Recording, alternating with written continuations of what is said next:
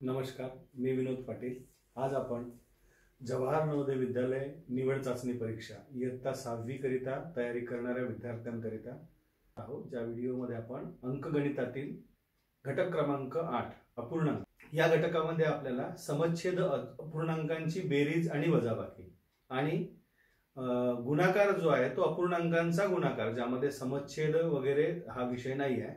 भागाकार, अपूर्णांकाचा जो भागाकार आहे तो या वर्षीच्या सिलेबस मधून वगळला गेलेला आहे। मुद्दे या ठिकाणी घेऊया। प्रामुख्याने सर्वात पहिल्यांदा अपूर्णांक म्हणजे काय? अपूर्णांक म्हणजे असा अंक जो अपूर्ण आहे। याला जर आपल्याला वाचायचं असलं तर या वरच्या संख्येला आपण अंश असे म्हणतो आणि खाली दिलेल्या या संख्येला छेद असं म्हणतो।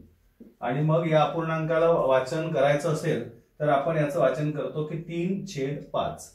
आता हे छेद म्हणजे काय? तर हे छेदस्थानी दिलेली संख्या म्हणजे एखाद्या संख्येचे समान किती भाग केलेले आहे हे यातून लक्षात येते। आणि अंशामध्ये दिलेली जी संख्या आहे त्याचे किती भाग घ्यायचे हे या अपूर्णांकावरून आपल्याला लक्षात येतं। आता आधीच्या सिलेबस मध्ये जवाहर नवोदय विद्यालय निवड चाचणी परीक्षेमध्ये जर छेद समान नसतील तर आपल्याला छेद समान करून घ्यावे लागत होते आणि त्याकरिता आपण गुणाकार, तिरपा गुणाकार हा करत होतो, जो आता या सिलेबस मधून वगळला गेलेला आहे। त्यामुळे हा जो पाठ्यक्रम आहे, हा जो सिलेबस आहे जवाहर नवोदय विद्यालयाचा, तो अतिशय सोपा झालेला आहे। आपण समजून घेऊया। या ठिकाणी आपण अपूर्णांकांचे प्रकार समजून घेऊया। सगळ्यात पहिल्यांदा इथे पहिला प्रकार आहे तो आहे अंशाधिक अपूर्णांक। अंशाधिक अपूर्णांक। त्यानंतर दुसरा प्रकार जो आहे तो आहे छेदाधिक अपूर्णांक। छेदाधिक अपूर्णांक।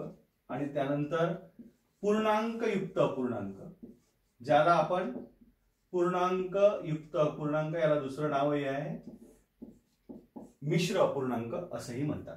आता अंशाधिक अपूर्णांक म्हणजे पहा, या शब्दामध्येच त्याचा अर्थ दडलेला आहे। असा अपूर्णांक ज्याचा अंश जो आहे तो अधिक असणार आहे। उदाहरणार्थ आपण इथे पाहूया, हा 3/5 आहे। इथे अंश लहान आहे, छेद मोठा आहे।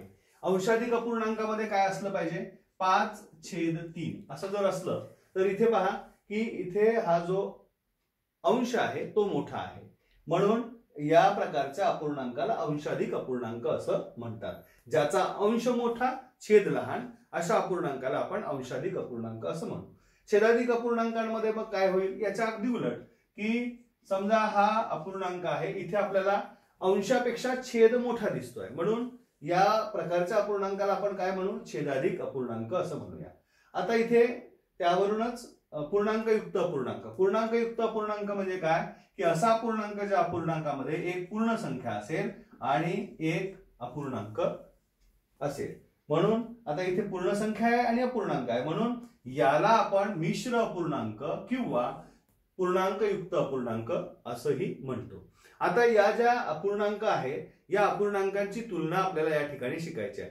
जसं आपण पूर्ण संख्यांची तुलना करतो, अगदी त्याचप्रमाणे आपल्याला अपूर्णांकांची तुलना